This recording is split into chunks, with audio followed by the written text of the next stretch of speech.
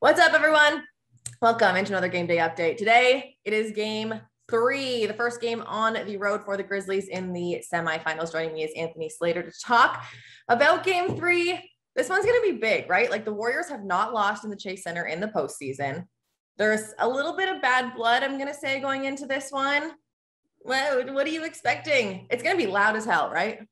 Should be, this is a new arena for the Warriors. This is their first playoff run in it. They had the playing game against the Grizzlies last season, but they could only like half fill the arena. It was at the end of that weird COVID season. So it was lively in the first round against the Nuggets, but the Nuggets just weren't a threatening opponent. And I think that led to a little bit more of a subdued environment than the team was hoping.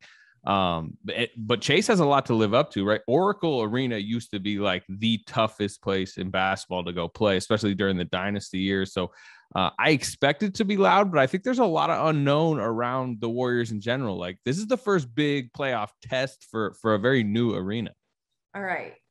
So hopefully the arena is ready, because both sides want that. Both sides want it to be loud and fun. The guys, though, have had a full 3 days of rest, which means, you get to rest, recover. We've seen the Phoenix Suns play twice already. Like, who knows what's happening? But I think what it did for the Grizzlies side, because I'm going to speak for them, is that it allowed Desmond Bane to rest his back a little bit. It allowed Steven Adams to come out of health and safety protocols. Obviously, they get to see what adjustments they can make in terms of, Stephen Clay probably won't shoot 5 for 23. In game 3, the team probably won't shoot 18%. When you look from the Warriors side, what's like the big adjustment? I would they're not going to shoot 18%. That would be crazy to shoot that at home. Yes. Yes. I mean, that'd be crazy to shoot that ever. I mean, that was the second worst of, you include the regular season. They only shot worse than that one time. And that was a game like Clay didn't play. 35% was their previous playoff low. So yeah, I mean, they're going to shoot threes better, but I think they probably spent the last 3 days readjusting their Ja Morant plan for many reasons. Not only did Ja Morant went off, but their Ja Morant answer was Gary Payton II, and he's obviously no longer exists in this series. So I think the big break allowed them to take a step back, have several coaching meetings, implement a game plan the last couple of days at home. I think that'll probably include more double teaming at times, different type of just throwing different looks at them, probably different bodies. I could see Draymond Green getting a couple cracks at him. Maybe they, have Kuminga play more. I think this is the game of adjustments because, as you said, such a long break. I feel like that can kind of get the creative juices flowing a little bit. But they got to figure out something with Morant, right? I mean, it's been all him the first couple of games.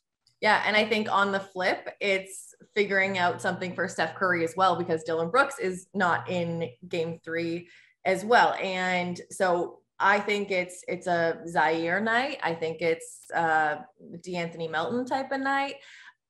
Who do you think, if you were, flip sides with me for a second, who is the guy that would make life difficult for Steph Curry?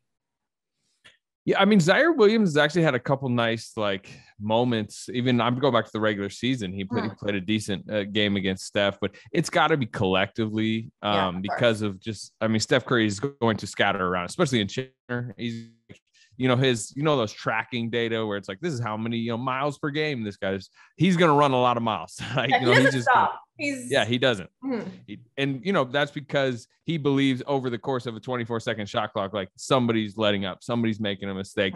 So that means, you have to have a guy on the ball, but also the bigs. I'm curious if Steven Adams is in this series because we all know best offensive rebounder in basketball, but also target on his back. If the Warriors see big centers on the court, they run high screens, they run split cut action. They just want to get Steven Adams sagged off a little bit, and then boom, that's a Steph Curry 3. So I'm actually very curious about that adjustment because I think Memphis has got to be a little bit upset about how they haven't controlled the glass in the first 2 games. That was kind of supposed to be what they were able to do. So maybe they go get Steven Adams in there. That tilts that way. But then suddenly Steph Curry, Klay Thompson, Jordan Poole are open for more threes. So that's kind of a chess match to watch in game 3. It is. So hopefully the Grizzlies, they want to get more rebounds, but then the more rebounds you get with the big up top, the more really open threes for the team. Let's talk about points in the paint really quick. Because again, that is something that the Grizzlies have dominated like for the entire regular season, and both games have been outscored by the Warriors. And then on the flip, they've outshot the Warriors. What do you make of this just flip-flop? I think it's kind of outliery. Maybe it was because like the emphasis from both sides. I'm sure Memphis was like, take away the threes, and the Warriors like protect the paint. And maybe, early in the series, both teams have done that well, but generally they feel a little bit like outlier performances. And, I would expect a big night from three from the Warriors, and I probably expect Memphis to beat them up on the glass a bit more. But we'll see. I don't know. It's been an odd series, and it does just feel like the personality of the series is very frantic, and that's just leading to these just weird scenarios. Yeah, very weird scenarios. They've been fun games. I'll give them that. Both close games. Okay, my very last question before I let you go. If you had to pick one player on the Warriors, and I'm just going to give you the rule, you can't pick Steph. I won't pick Steph. So one person on the Warriors, if they have a good night tonight, it sets the Warriors up for a dub. It would be? I will go with Jordan Poole, because he has become their second best offensive player. Klay Thompson is still the legend who he is, but Jordan Poole, you saw it in game one, right? 31, stabilized them even when Steph was off the floor. He needs to be good offensively, which I think he will. He usually is. But also, Memphis is going after him defensively. When they're playing the switching scheme, Ja Morant is choosing Jordan Poole to go after. So they've kind of challenged him the last couple of days behind the scenes to just like stiffen up a bit more defensively. You don't need to lock Ja Morant down, but just, be a little bit more of a fortress back there. So I'd go him. And then under the radar name, Jonathan Kuminga. I just think he's getting more minutes as they get home, and they hope he plays better. Yeah, defensively, I can see Jonathan Kuminga being a big key for the Warriors. Thank you so much for your time today. Have fun. I hope it's loud. I hope the Chase Center. It should be good. It's good weather out here. It's a Saturday night, right? It's a 5:30 tip. It should be lively. It better be lively, or else that's not great for the fans, because Memphis certainly was. All right, everyone at home, game 3. He said 5:30. That means it's 7:30 tip for us here in Memphis. Have fun, enjoy the game, and make sure you are tuned in to Valley Sports Southeast for the post-game show.